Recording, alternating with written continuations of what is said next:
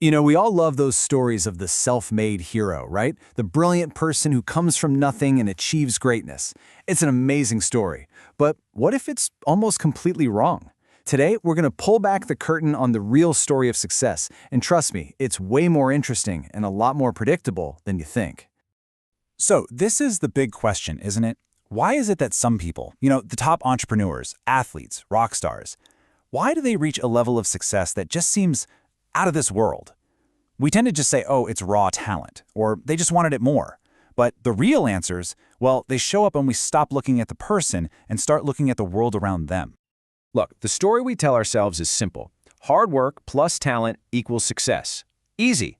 But the reality, it's way more complicated. Success isn't just about what's inside you. It's about when and where you were born, the lucky breaks you got, and even the lessons your parents and grandparents learned. So here's what we're going to do.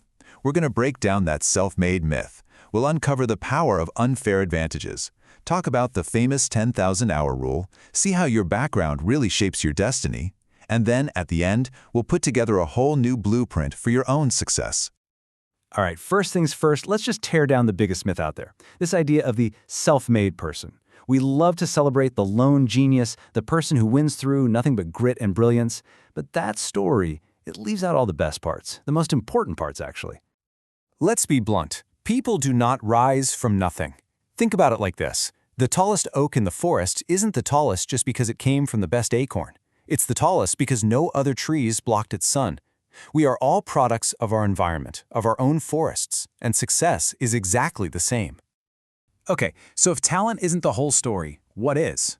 Well, a lot of the time, success starts with a totally random advantage, a lucky break that you didn't earn but ends up changing everything.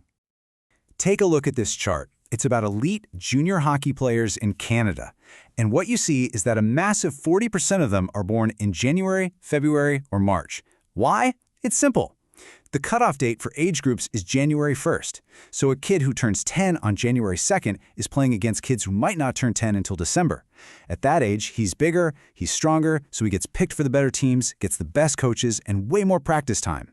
By the time they're all teenagers, he actually is the better player. His birthday gave him a head start. This is what's called a cumulative advantage. A tiny initial edge just snowballs over time. It's basically the rich get richer effect. The people who are successful early on are given more and more opportunities to be successful. That first little unearned advantage creates a self-fulfilling prophecy. But here's the thing. A head start isn't enough on its own. It just gives you the chance to do the one thing that truly matters: practice. A ton.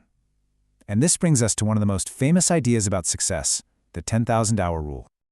When you look at experts in almost any field, musicians, athletes, coders, even master criminals, researchers found a kind of magic number for true mastery: 10,000 hours. And that's not an average. That's pretty much the bare minimum. Nobody becomes world-class without putting in that time. This quote says it all. Excellence is built. It's not something you're born with. The Beatles got their 10,000 hours by playing these marathon 8-hour shows in Hamburg, Germany. Bill Gates got his because he had almost unlimited access to a computer back in 1968. I mean, who else had that? They weren't just talented, they were given an extraordinary, rare opportunity to practice. But it goes even deeper than lucky breaks in practice. The attitudes and the lessons we learn from our families and our culture, they play a huge part. You could say that success is a kind of legacy. Just think about this. If your parents had work that was meaningful, work where they had some control, that was complex and interesting, and where their hard work clearly paid off, they didn't just earn a paycheck. They were learning how to solve complex problems and how to take charge of their own lives. They learned that if you work hard and think creatively, you can actually shape the world around you. And wow, what a powerful lesson to pass down to your kids. So, what does all this mean for you, right now? How can you actually use this stuff?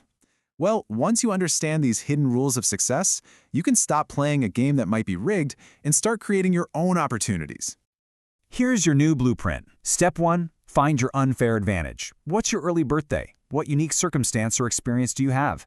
Step 2, get your 10,000 hours in. Find your own version of Hamburg. Seize every chance for focused practice. And step 3, leverage your legacy. Understand the unique lessons and tools your background has given you. That's your personal blueprint. So, in the end, outliers aren't really outliers at all. They're the product of their history, their community, and all the opportunities they were given. Their success isn't a mystery, it's predictable. And by understanding that, we don't just get a better way to see the world, we get a roadmap for creating more success for ourselves and for everyone else. Now, if you want to take action on these ideas, move forward, and find more clients, you can book a free call with CT Marketing using the link below.